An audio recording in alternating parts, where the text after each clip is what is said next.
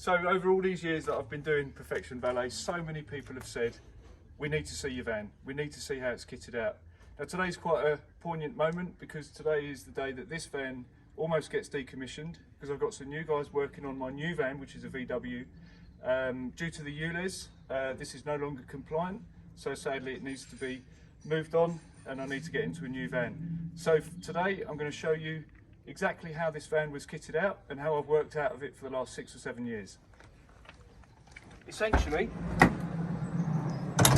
with valeting and detailing, water is essential. So the first thing that we planned to fit was a water tank. My old van had a 1,000 litre tank. This one's got 500 litres. I no longer needed 1,000 litres of water because I wasn't doing so much of the valeting and general cleaning. The detailing requires less water to carry. However, 500 litres I thought was ample. The plumbing for it is fairly straightforward. I've got an inlet to obviously fill the tank. I've got outlets so that I can fill buckets and have secondary jet washers should I need them.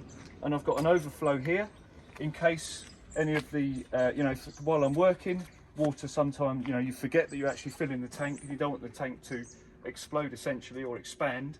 So I've got this overflow system that drips out the bottom of the van to roadside, warning me obviously that the tank is overfilled. I've also got this sight glass here. Because the tank is completely sealed, I needed to know what sort of volume of water I had, so we routed that into the phenolic plywood so that it was visible.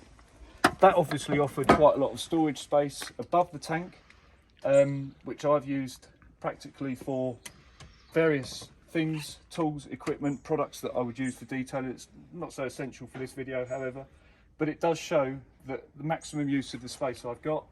Down the side here, there was enough length in the van to expand an area here, which is purposefully designed for 25 litre drums of cleaning products. That offered itself to this area here, which was shelving for other equipment. Due to this van having an onboard inverter, I had a plug socket fitted here, and the tank is actually elevated slightly because the jet wash is gravity fed, so ultimately you need the tank as high as possible. So I've got under tank storage as well, and I've very conveniently put a toolkit there. Moving round to the back, very convenient up and over back door so that you can stand here in the rain.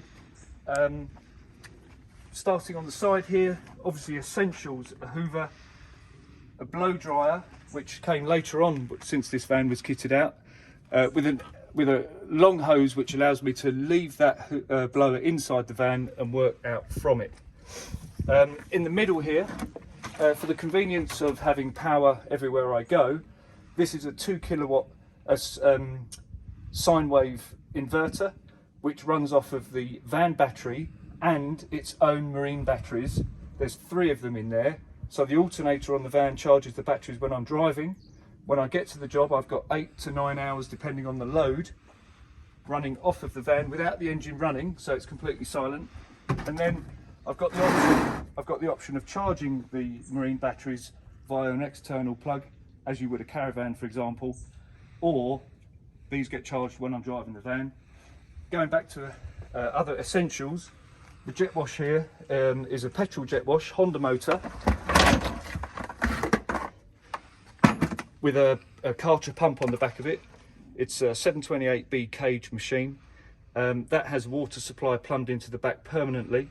Doesn't move from where it's situated. And that is, of course, my first port of call for every car that I do, is the actual cleaning of it. Above, this shelf, purely for convenience, allows me to put things on here, especially if I'm taking parts off of cars like number plates and things like that. I can put them here and I won't lose screws, etc. More storage for essential products. Moving around to the other side,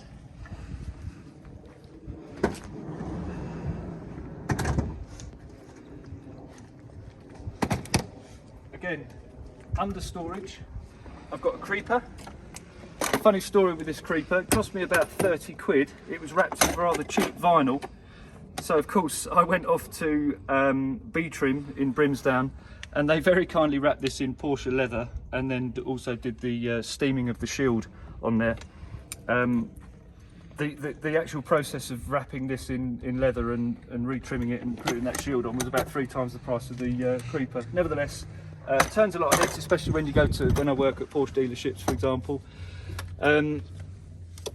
Here I have a trolley jack, because as part of detailing, taking wheels off is a regular occurrence. So I've got this trolley jack here, and the accessories for hoover and hoses go in there. This chemical rack, at the time of this van being built, this Expert 60 product range was quite prevalent, and I was fairly new to it. So I had this made so that these are conveniently accessible. More storage space up above here. In here you'll see that I've got the smart gauge for the inverter and some plug sockets. That tells me how much charge there is in the van and what sort of use I'm drawing from it. As I spoke about the other side of the van, I've got 25 litre drum storage here. This is operational as we speak, this van, so forgive me for the little bit of dirt here and there. This cable is what I spoke about in terms of plugging into an external supply. That charges the marine batteries in the back. And that's pretty much it. We've got an external feed here from the tank that runs at a very slight angle downhill into here, and then from there into the back of the jet wash. This is a 2014 van, and as you know from following my social media, you know what sort of workload I'm under.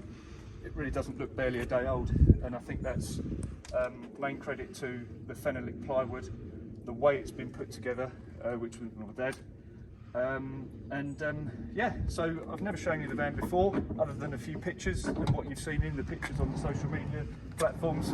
So I thought I'd show you for real.